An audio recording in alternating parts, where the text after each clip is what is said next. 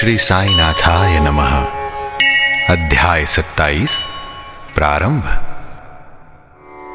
किसी को दे दी भागवत, किसी को विष्णु मंत्र, सबको सबके लाभ का साईं देते ग्रंथ। इस अध्याय में भागवत और विष्णु सहस्त्र नाम प्रदान कर अनुग्रहित करना, गीता रहस्य एवं दादा साहेब खापर्डे की कथाओं का वर्णन है।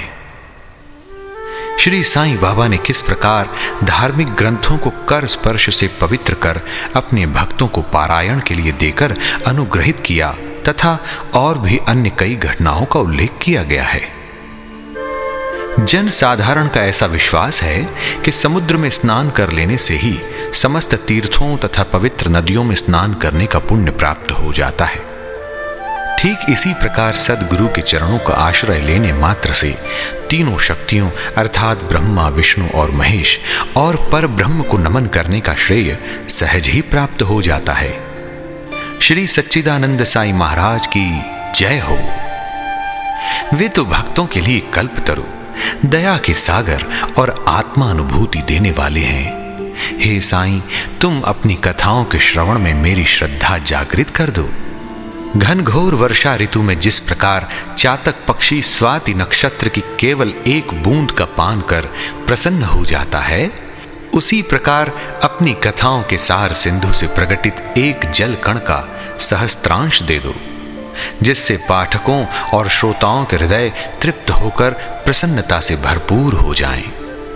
शरीर से स्वेद प्रवाहित होने लगे, आंसुओं से नेत्र परिपूर्ण हो जाएं, प्राण स्थिरता पाकर चित्त एकाग्र हो जाए और पल पल पर रोमांच हो उठे। ऐसा सात्विक भाव सभी में जागृत कर दो। पारस्परिक वैमनस्य तथा वर्ग अपवर्ग का भेदभाव नष्ट कर दो, जिससे वे तुम्हारी भक्ति में सिसकें, बिलखें और कंपित हो उठें। यदि ये सब भाव उत्पन्न होने लगें तो इसे गुरु कृपा के लक्षण जानो। इन भावों को अंतःकरण में उदित देखकर गुरु अत्यंत प्रसन्न होकर तुम्हें आत्मा अनुभूति की ओर अग्रसर करेंगे। माया से मुक्त होने का एकमात्र सहज उपाय अनन्य भाव से केवल श्री साईं बाबा की शरण जाना ही है। वेद वेदांत भी माया रूपी सागर से पार नहीं उतार सकते। यह कार्य तो केवल सद्गुरु द्वारा ही संभव है। समस्त प्राणियों और भूतों में ईश्वर दर्शन के योग्य बनाने की क्षमता केवल उन्हीं में है। आइए अब सुनते हैं पवित्र ग्रंथों का प्रदान। गत अध्याय में बाबा की उपदेश शैली की नवीनता ज्ञात हो चुकी है। इस अध्याय में उसके केवल एक उदाहरण का ही वर्णन करेंगे। भक्तों को जिस ग्रंथ विशेष का पारायण करना होता था, उसे वे बाबा के कर कमलों में भेंट कर देते थे और यदि बाबा उसे अपने कर कमलों से स्पर्श कर लौटा देते तो वे उसे स्वीकार कर लेते थे। उनकी ऐसी भावना हो जाती थी कि ऐसे ग्रंथ का यदि नित्य पठन किया जाएगा तो बाबा सदैव उनके साथ ही होंगे। एक बार काका महाजनी श्री एकनाथी भागवत लेकर शिरडी आए। श्यामा ने यह ग्रंथ अध्ययन के लिए उनसे ले लिया और उसे लिए हुए वे मस्जिद में पहुंचे। तब बाबा ने वह ग्रंथ श्यामा से ले लिया और उन्होंने उसे स्पर्श कर कुछ विशेष पृष्ठों को देखकर उसे संभाल कर रखने की आज्ञा देकर वापस लौटा दिया। श्यामा ने उन्हें बताया कि यह ग्रंथ तो काका साहिब का है और उन्हें इसे वापस लौटाना है।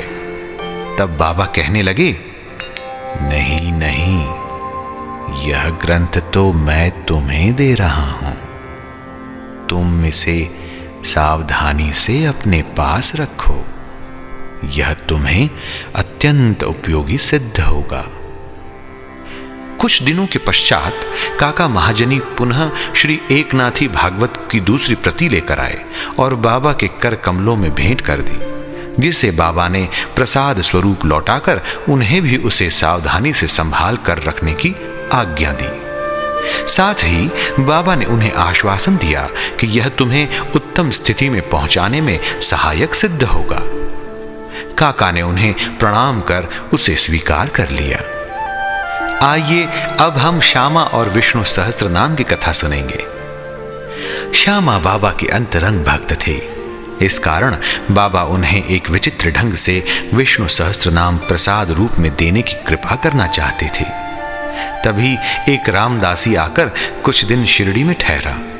वह नित्य नियमानुसार प्रातः काल उठता और हाथ मुंह धोने के पश्चात स्नान कर भगवा वस्त्र धारण करता तथा शरीर पर भस्म लगाकर विष्णु सहस्त्र नाम का जाप किया करता था और बहुधा इन्हीं ग्रंथों को ही पढ़ा करता था। कुछ दिनों के पश्चात बाबा ने श्यामा को भी विष्णु सहस्त्र नाम से परिचित कराने का विचार कर रामदासी को अपने समीप बुलाकर उससे कहा कि मेरे उदर में अत्यंत पीड़ा हो रही है और जब तक मैं सोना मुखी का सेवन न करूंगा तब तक मेरा कष्ट दूर न होगा। तब रामदासी ने अपना पाठ स्थगित कर दिया और वह औषधि लाने बाजार चला गया। उसी समय बाबा अपने आसन से उठे और जहां वह पाठ किया करता था वहां जाकर उन्होंने विष्णु सहस्त्र नाम की वह पुस्तिका उठाई और पुनः अपने आसन पर विराजमान होकर श्यामा से कहने लगे, यह पुस्तक अमूल्य और मनोवांछित फल देने वाली है, इसलिए मैं तुम्हें इसे प्रदान कर रहा हूं ताकि तुम इसका नित्य पठन करो। एक बार जब मैं बहुत रुग्ण था तो मेरा हृदय धड़कने लगा। मेरे प्राण पखेरु उड़ना ही चाहते थे। उसी समय मैंने इस सद्ग्रंथ को अपने हृदय पर रख लिया। कैसा सुख पहुंचाया इसने। उस समय मुझे ऐसा ही भान हुआ मानो अल्लाह ने स्वयं ही पृथ्वी पर आकर मेरी रक्षा की। इस कारण यह ग्रंथ मैं तुम्हें दे रहा हूं।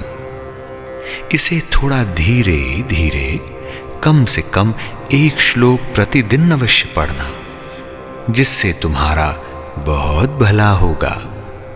तब श्यामा कहने लगे, मुझे इस ग्रंथ की आवश्यकता नहीं, क्योंकि इसका स्वामी रामदासी एक पागल, हठी और अति क्रोधी व्यक्ति है जो व्यर्थ ही अभी आकर लड़ने को तैयार हो जाएगा। अल्प शिक्षित होने के नाते मैं संस्कृत भाषा में लिखित इस ग्रंथ को पढ़ने में भी असमर्थ हूं। श्यामा की धारणा थी कि बाबा मेरे और रामदासी के बीच मनमुटाव करवाना चाहते हैं, इसलिए ही उन्होंने ये नाटक रचा है।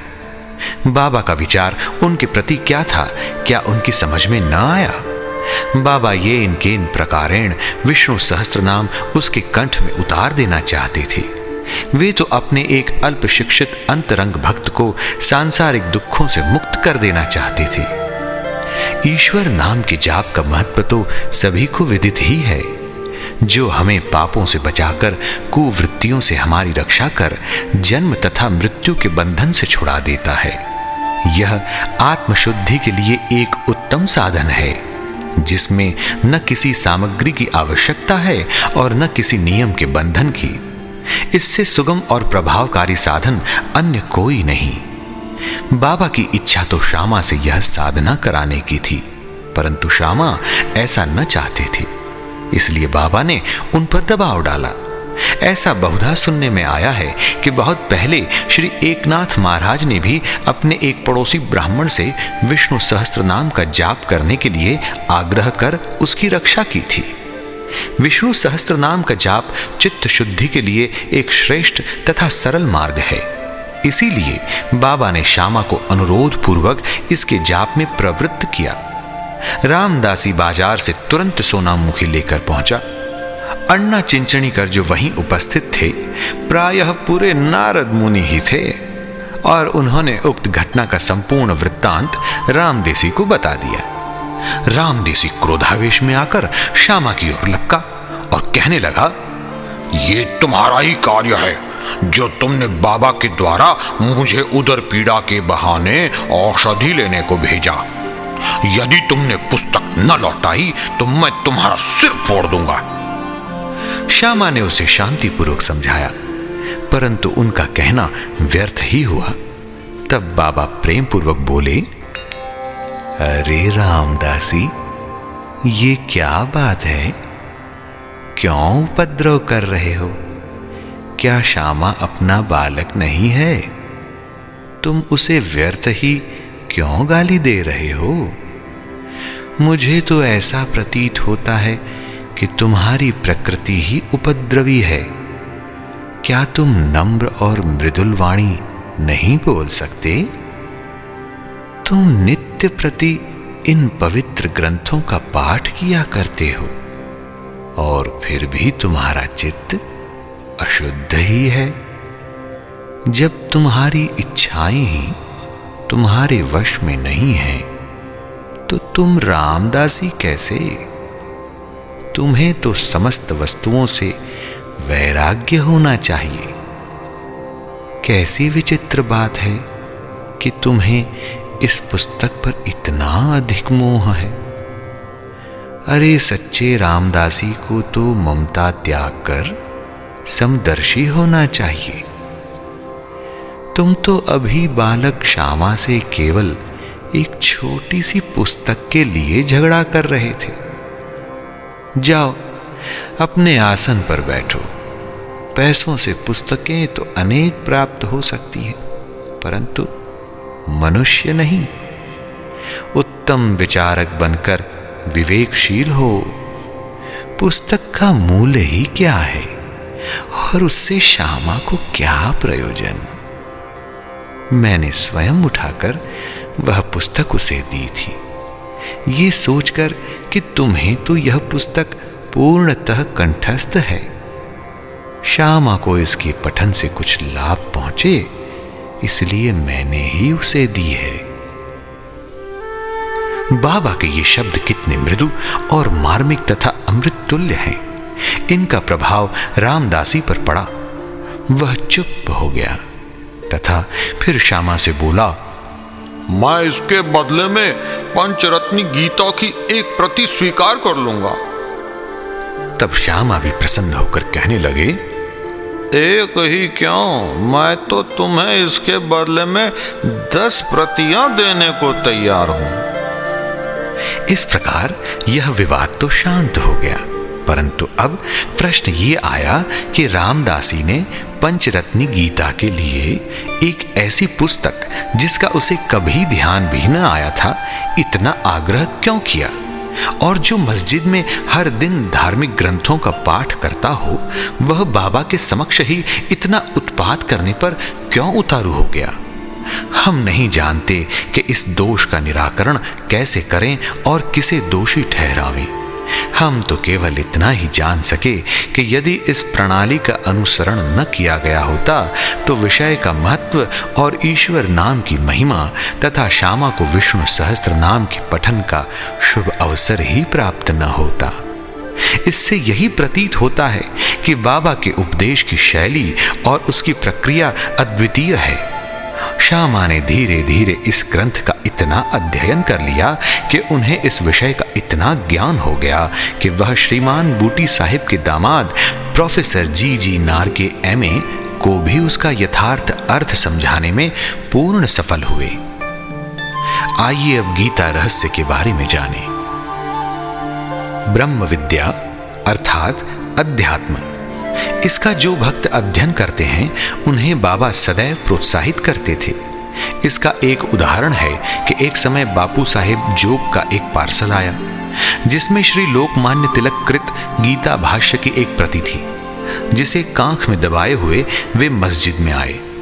जब वे चरण वंदना के लिए झुके तो वह पार्सल बाबा के श्री चरणों पर गिर पड़ा। तब बाबा उनसे पूछने लगे, इसमें क्या है? श्री जोग ने तत्काल ही पार्सल से वह पुस्तक निकालकर बाबा के कर कमलों में रख दी। बाबा ने थोड़ी देर उसके कुछ पृष्ठ देखकर जेब से 1 रुपया निकाला और उसे पुस्तक पर रखकर जोग को लौटा दिया और कहने लगे, इसका ध्यान पूर्वक अध्ययन करते रहो, इससे तुम्हारा कल्याण होगा। आइए इसके बाद श्रीमान और श्रीमती खापर्डे की एक कथा सुने।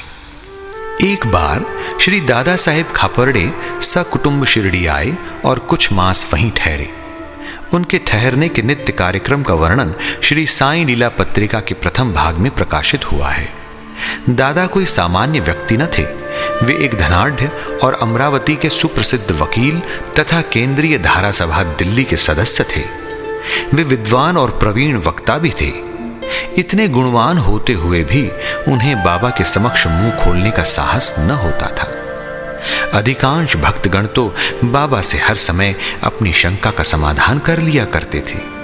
केवल 3 व्यक्ति खापरड़े, नूलकर और बूटी ही ऐसे थे जो सदैव मौन धारण किए रहते तथा अति विनम्र और उत्तम प्रकृति के व्यक्ति थे।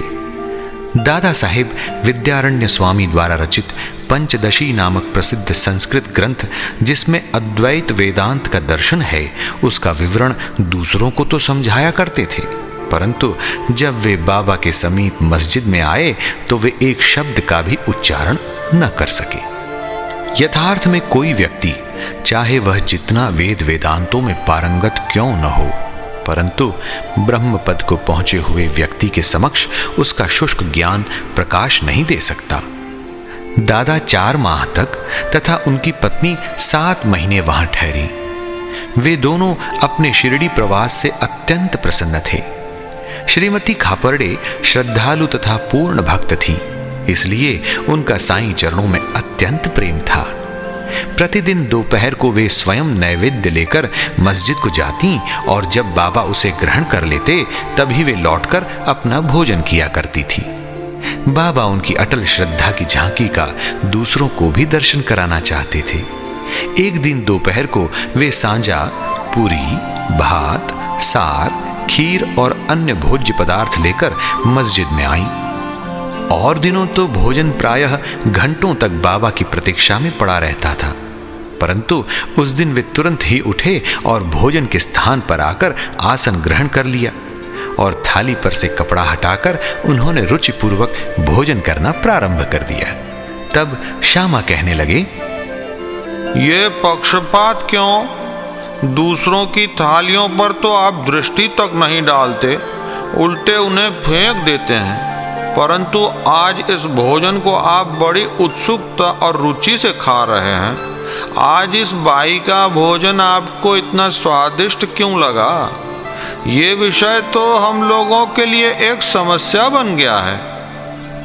तब बाबा ने इस प्रकार समझाया, सचमुच ही इस भोजन में एक विचित्रता है। पूर्व जन्म में ये बाई एक व्यापारी की मोटी गाय थी जो बहुत अधिक दूध देती थी। पशु योनि त्याग कर इसने एक माली के कुटुंब में जन्म लिया।